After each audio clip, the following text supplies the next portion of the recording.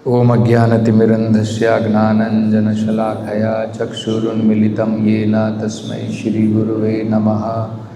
नमो ओं विष्णुपदाय कृष्णप्रेष्ठाय भूतले श्रीमते भक्तिवेदान्तस्वामिनिति नामिने। नमस्ते सारस्वते देवे गौरवाणी प्रचारिणे निर्विशेषा शून्यवादी पाश्चात्य देशतारिणे। जय श्री कृष्ण चैतन्य प्रभु नित्यानंद श्री अद्वैत गदाधर श्रीवासदि गौर भक्तवृंदा। हरे कृष्णा कृष्ण कृष्णा हरे हरे, हरे राम राम राम हरे हरे, हरे कृष्ण कृष्ण कृष्ण हरे हरे, हरे राम राम राम हरे हरे, हरे कृष्णा कृष्ण कृष्ण हरे हरे, हरे राम राम राम हरे हरे। तो यहाँ पर कर्दम मुनि को क्या प्राप्त हुआ? कर्दम मुनि ने अपने घर का त्याग किया, घर से संन्यास ले लिया और वनों की तरफ चले गए। किसी भी प्रकार के भौतिक कार्यों में अब उन्होंने अपना ध्यान नहीं लगाया, अपना मन पूर्ण रूप से भगवान के ऊपर उन्होंने लगाया। ये समझना बहुत महत्वपूर्ण है कि ये जो ध्यान योग है, जिसमें अनेकों प्रकार के आसन भी आते हैं, प्राणायाम भी आता है, इन सब का अंतिम लक्ष्य भगवान के ऊपर ध्यान लगाना है। आप आसन कर रहे हैं, प्राणायाम कर रहे हैं, जो भी अलग अलग अंग हैं, इसको अष्टांग योग कहते हैं। इसमें 8 अंग होते हैं। लेकिन अगर आप भगवान के ऊपर ध्यान नहीं लगा रहे हैं, अंत में भगवान के ऊपर समाधि में नहीं हैं, तो आपके ध्यान योग का कोई ज़्यादा फायदा नहीं मिलेगा। और अगर अंत में भगवान के ऊपर ध्यान ही लगाना है और वो आप सरल तरीके से भक्ति के द्वारा लगा सकते हैं, तो वो बहुत हमारे लिए महत्वपूर्ण हो जाता है। क्योंकि कलयुग में कौन व्यक्ति है जो अष्टांग योग के अलग अलग नियमों का पालन कर सकता है? भगवद गीता में भगवान बताते हैं, सबसे पहला अष्टांग योग का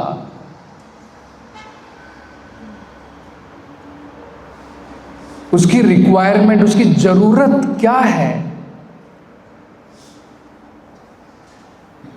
कि व्यक्ति को ये जो 8 अंग हैं वो बिल्कुल ऐसे स्थान पर करने हैं जो एकांत है, जहां पर भीड़ भाड़ नहीं है। लेकिन आजकल हमको कौन करता दिखता है ऐसा? स्टेज के ऊपर लोग योगा करते हैं, आसन करते हैं।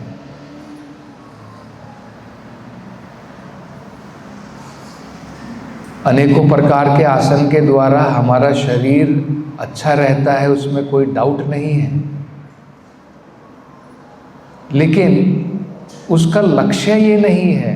अलग अलग प्रकार के आसन और ध्यान का लक्ष्य शरीर को तंदुरुस्त रख के अनेकों प्रकार की इंद्रिय तृप्ति करना नहीं है।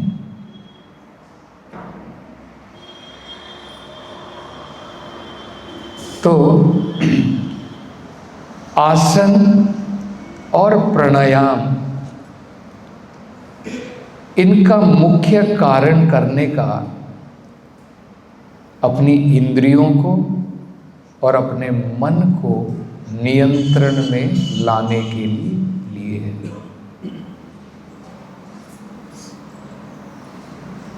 योग इंद्रिय संयम्य,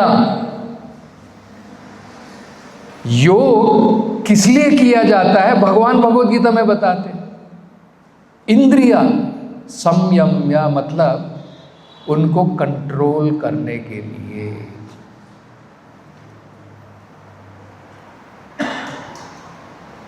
हमारी 5 प्रकार की इंद्रियां हैं जो हमें अनेकों प्रकार के बंधनों में बांधती हैं। हमारी आंखें हैं, इन आंखों के द्वारा हम अनेकों प्रकार के रूप देखते हैं, अनेकों प्रकार के दृश्य देखते हैं और उसके द्वारा प्रभावित होते हैं। हमारी चेतना प्रभावित होती है। अजामिल जब जंगल में जा रहा था, उसने अनायास एक ऐसा दृश्य देख लिया, कहते हैं ना एक्सीडेंटली, जानबूझ करके नहीं। हम लोग तो जानबूझ करके देखते हैं क्या चल रहा है, किस प्रकार के पोस्टर लगे हुए हैं, है ना। उसने एक्सीडेंटली एक इस प्रकार का दृश्य देख लिया कि एक स्त्री और एक पुरुष, उस पुरुष ने मदिरा का पान किया हुआ है और जो स्त्री है उसने सही प्रकार से वस्त्र धारण नहीं किए और आपस में वो आलिंगन कर रहे हैं। इस प्रकार के दृश्य को देखने मात्र से उसकी चेतना प्रभावित हुई, उसका मन प्रभावित हो गया और फिर बाद में जो उसके मन में चल रहा था उसको पूर्ण करने के लिए उसने अपने माँ बाप को घर से निकाल दिया, अपनी पत्नी को घर से निकाल दिया, उस वैश्य को घर में लेकर के आ गया, उसका पोषण करने के लिए चोरी की, डाके डाले, जुआ खेला, मदिरा का पान किया, सभी प्रकार के पाप कर्मों में लग गया। देखिए क्या रिजल्ट हुआ। मतलब ये जो हमारी इंद्रियां हैं अगर अनकंट्रोल्ड हैं तो हमारे मन को प्रभावित करेंगी। तो योग का मतलब क्या होता है? इन इंद्रियों को कंट्रोल में करना। तो भाई अलग अलग प्रकार के आसन बताए गए हैं कि तुम इधर उधर मत भागो, इधर उधर जाने की जरूरत नहीं है, एक स्थान पर बैठो, एक स्थान पर बैठने का प्रयास करो अलग अलग आसन के द्वारा। और फिर क्या करना है? जब हमारा कोई एक आसन हम सुखपूर्वक उसमें बैठ सकते हैं, उस आसन में बैठना है। और ऐसे नहीं कमर झुका करके, सीधा सीधा बैठना है। सीधे बैठने के बाद में आपको आधी बंद आंखों के द्वारा नासाग्र, नाक के अग्रभाग को टिप ऑफ द नोज, आधी बंद आंखों से देखना है। देखो, कोशिश करो, कितनी देर आप देखेंगे? थोड़ी देर के बाद में नींद आ जाएगी,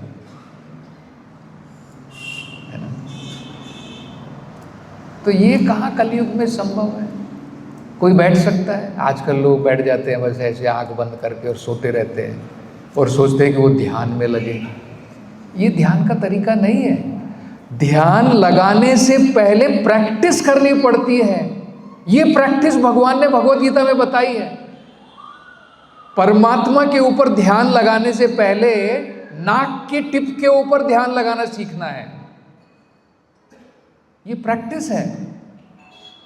आधी आंख बंद करके नाक के टिप के ऊपर, ताकि हमारा ध्यान, हमारा मन इधर उधर, हमारी इंद्रियां इधर उधर ना भटकें।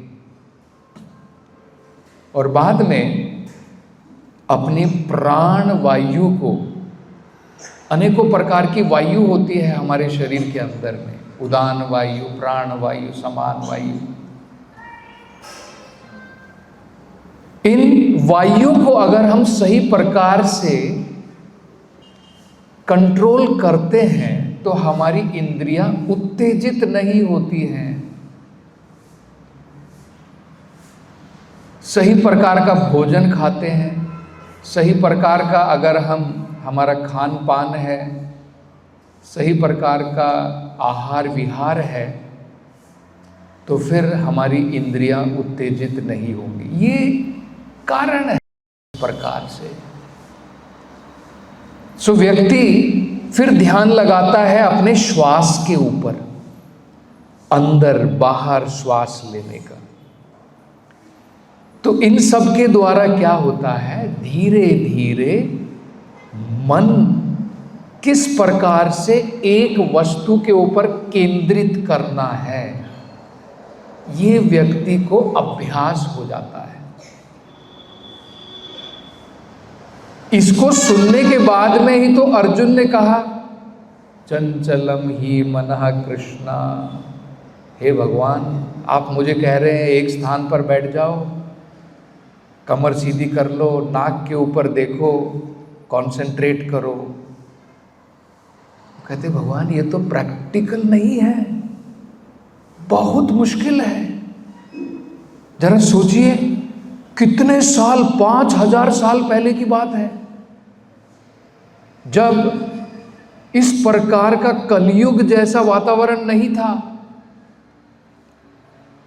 इस प्रकार का जो कलयुग के अंदर में दोष हैं, इतने भयानक दोष नहीं थे। अभी तो प्रैक्टिकली हमारी सेंसेस हमेशा उत्तेजित रहती है, एजिटेटेड रहती है। इस प्रकार का वातावरण है। 5000 साल पहले बहुत इससे बेहतर वातावरण था, और अर्जुन की स्थिति हमारे से बहुत ऊंची है। हम क्या हैं अर्जुन के सामने? अर्जुन भगवान से कह रहे हैं कि भगवान ये प्रैक्टिकल नहीं है, नहीं कर पाऊंगा। आप मुझे ये बता रहे हैं, मैं नहीं कर पाऊंगा। और हम लोग सोच रहे हैं कि नहीं, मैं करूंगा। ये हमको समझ।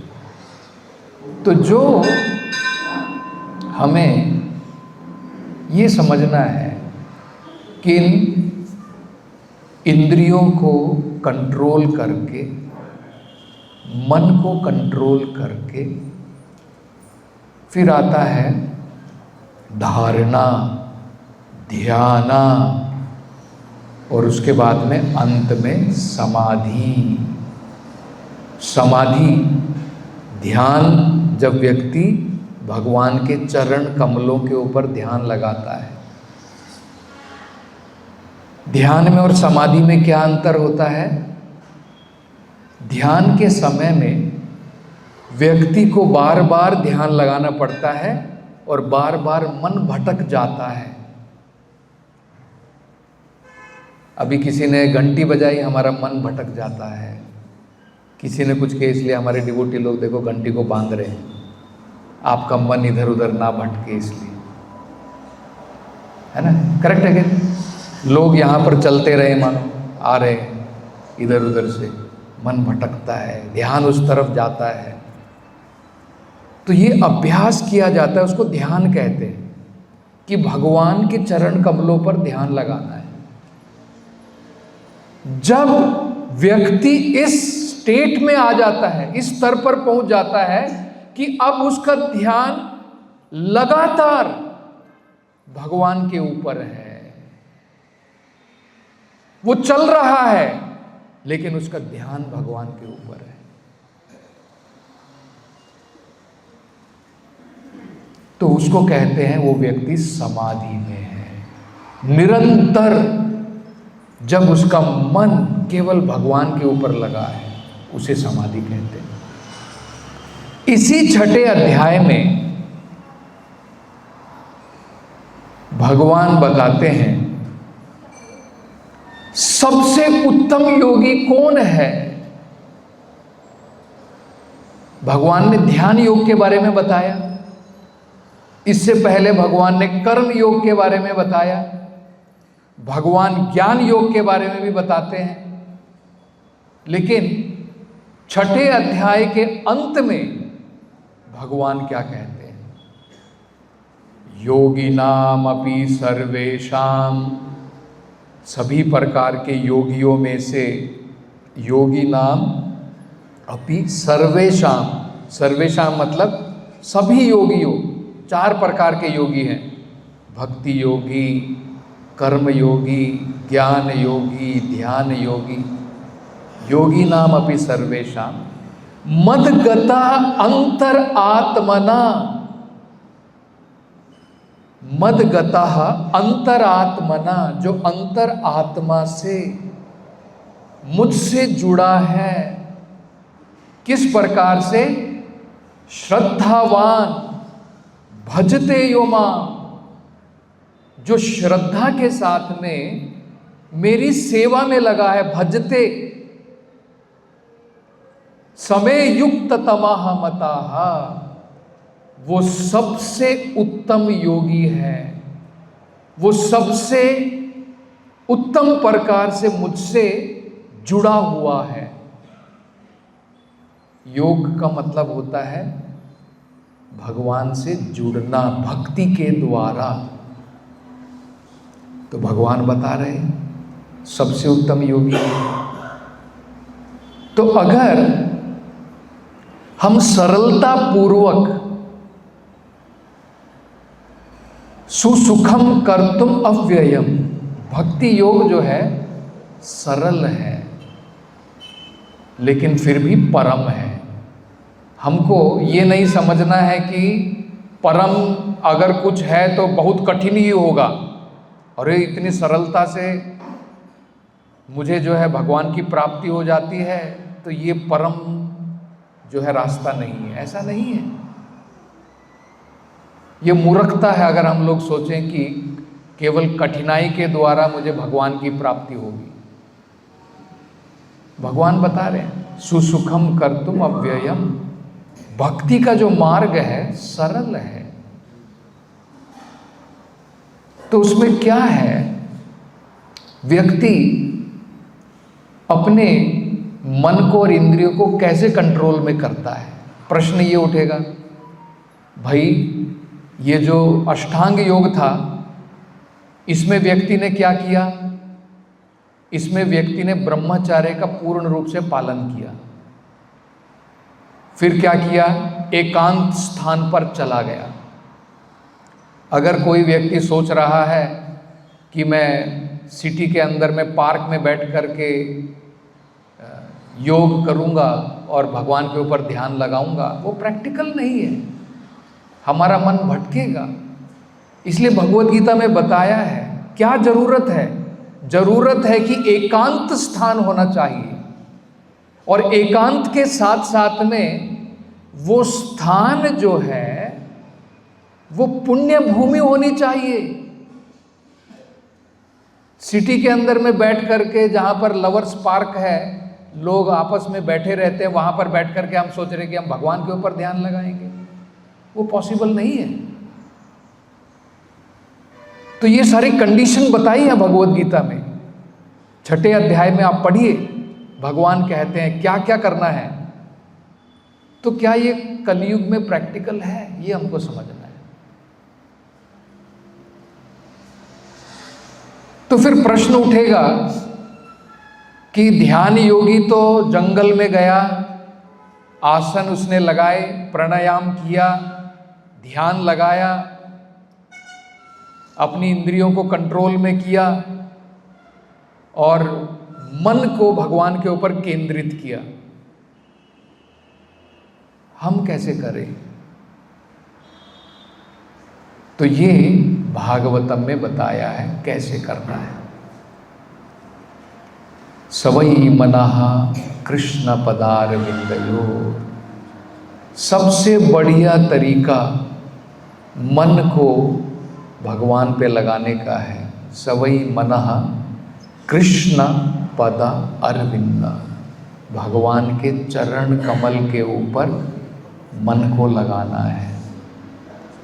वाचांसी वैकुंठ गुणानुवर्णने, अपनी इंद्रियों को कैसे प्रयोग करना है?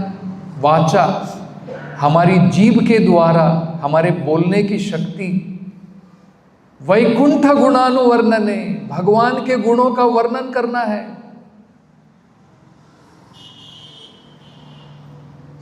हरे, और भगवान की हरि के करोड़ मंदिर मार्जनादिशु, भगवान के मंदिर को अपने हाथों के द्वारा साफ करना है।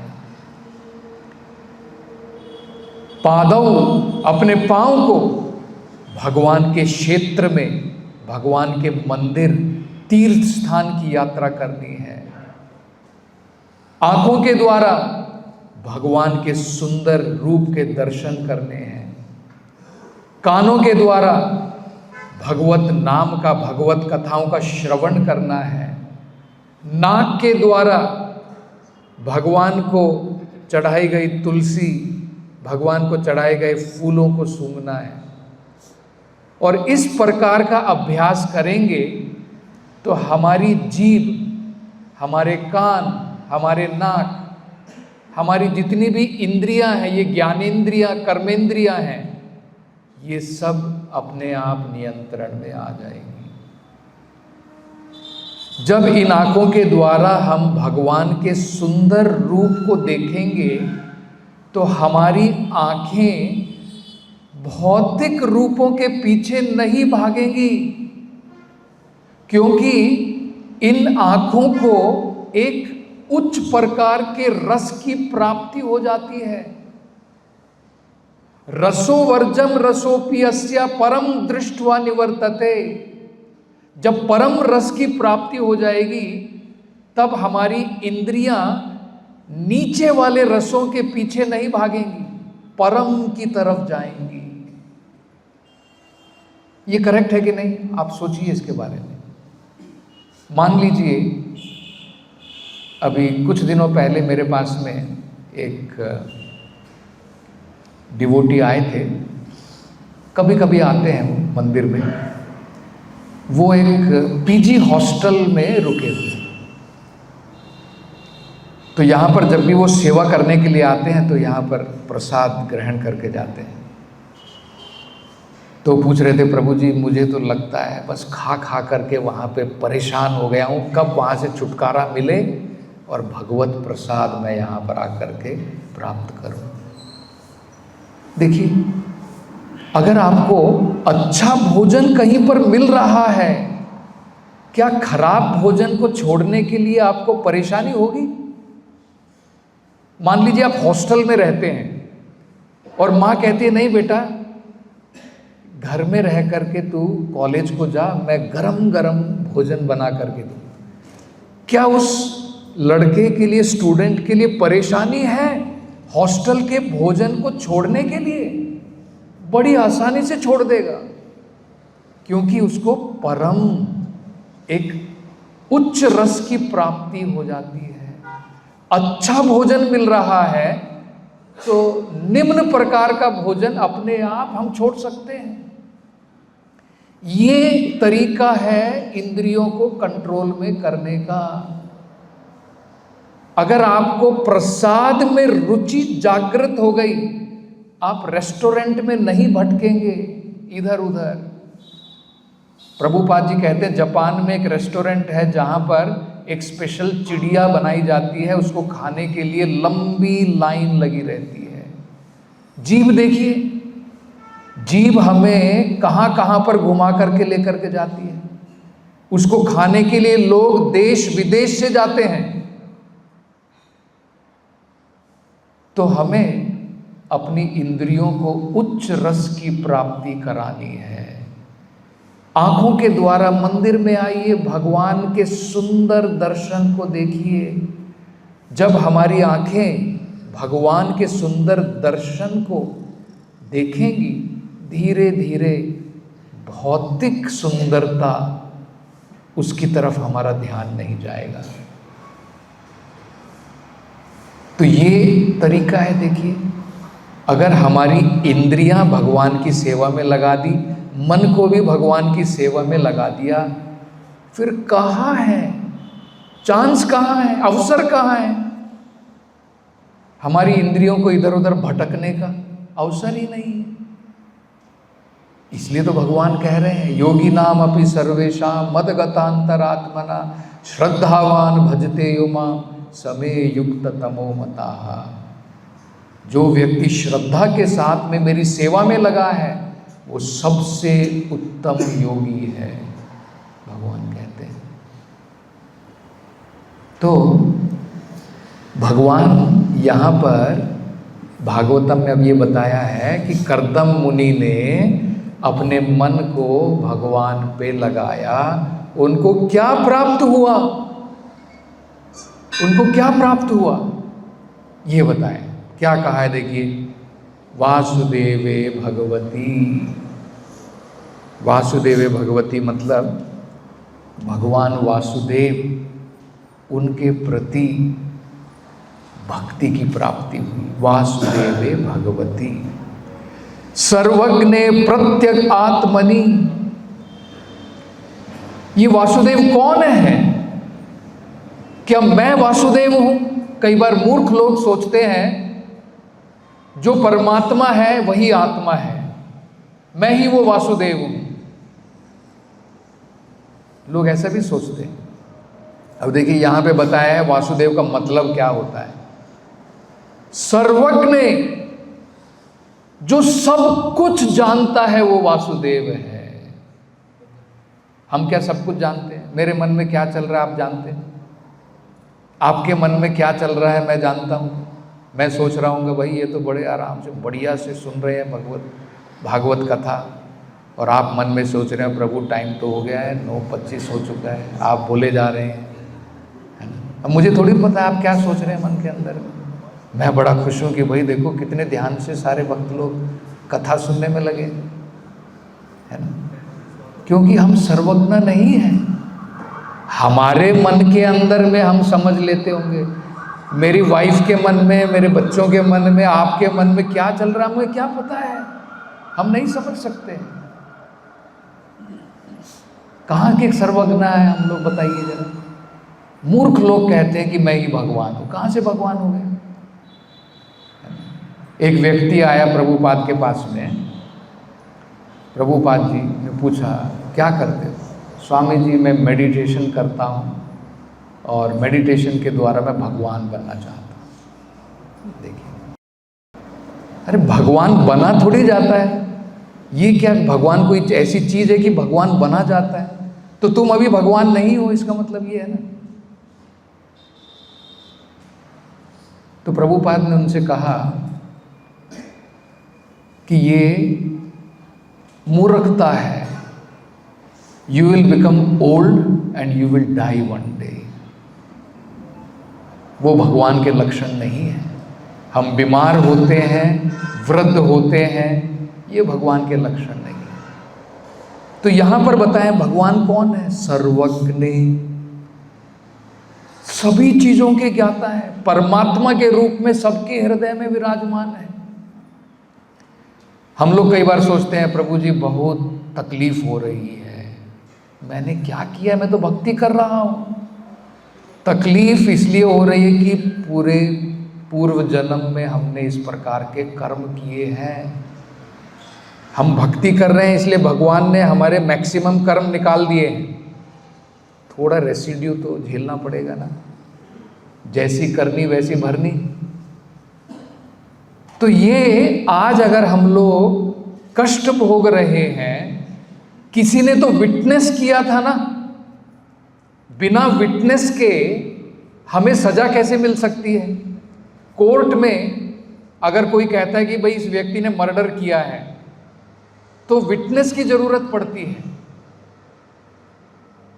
तो विटनेस कौन है? विटनेस परमात्मा है हमारे हृदय के अंदर में, वो साक्षी है। तो इसलिए उनको यहां पर कहा गया है सर्वज्ञ प्रत्यक आत्मनि। प्रत्यक आत्मनि का मतलब है जो हर एक के हृदय में विराजमान है, जो आत्मा की भी आत्मा है, उन्हें परमात्मा कहते हैं। जब भगवान ने अर्जुन को कहा, हे अर्जुन, मैंने ये भगवत गीता बहुत साल पहले, हजारों साल पहले, यही भगवत गीता का ज्ञान मैंने विवस्वान को दिया था, और विवस्वान ने ये ज्ञान मनु को दिया, और इस प्रकार से परंपरा में ये ज्ञान आया। तो अर्जुन को बड़ा आश्चर्य हुआ।